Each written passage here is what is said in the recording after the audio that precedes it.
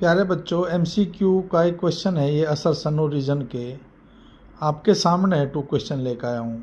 तो क्वेश्चन आपका ये है पहला कि the value of sec square 10 degree minus cot square 80 degree is 1, कि ये जो इसकी वैल्यू है ये 1 होती है।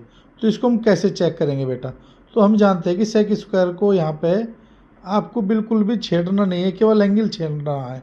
ठीक है, तो इस 10 को मैं लिख लेता हूँ 90 माइनस 80।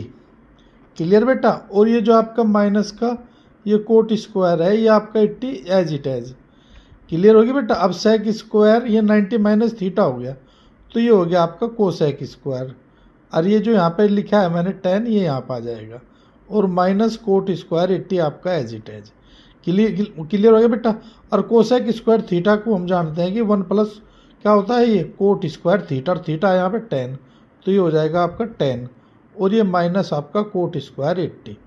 कोट स्क्वायर 80 से कोट स्क्वायर कट गया बेटा, ये आ गया आपका 1। तो ये बिल्कुल देखो करेक्ट है आपका असरसन जो है इसने करेक्ट दिया है। और दूसरा रीजन क्या है कि the value of sine 30 is equal to 1/2। तो देखो ये टेबल में साइन 30 की वैल्यू होती है 1/2, तो इसका कोई रिलेशन है नहीं। लेकिन ये बात भी ठीक है कि साइन 30 की वैल्यू इन द टेबल 1/2 होती है।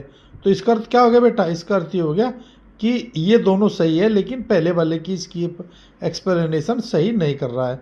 तो ऐसा ही है, देखो बी ऑप्शन इसका, बोथ असर्शन ए और रीजन आर ट्रू है, बट ये इसकी सही नहीं करे, तो इसका बी ऑप्शन आपका ठीक हो जाएगा। इसी तरीके से देखो असर्शन का एक क्वेश्चन है x square plus x has only 1 0। तो कैसे पता है कि 1 0 रख रहा है? इसमें से एक्स कॉमन ले लो तो अंदर बचेगा एक्स स्क्वायर प्लस 1। क्लियर होगी बात? आ रही यदि हम इसे 0 के बराबर रखेंगे, यदि ज्ञात करने लगे, तो देखो बेटा एक्स का यहाँ पे जरूर ये 0 आपका 1 रियल 0 है, बाकी इसमें से आपको नहीं मिलने का, इसमें से नहीं मिलने का आपको ये रियल, तो केवल यही आपको मिल रहा है 0। और जो पोलिनोमियल है nth degree must have an real 0, ये बिल्कुल बात ठीक है, लेकिन इसका कोई आपका एक्सप्लेनेशन नहीं है।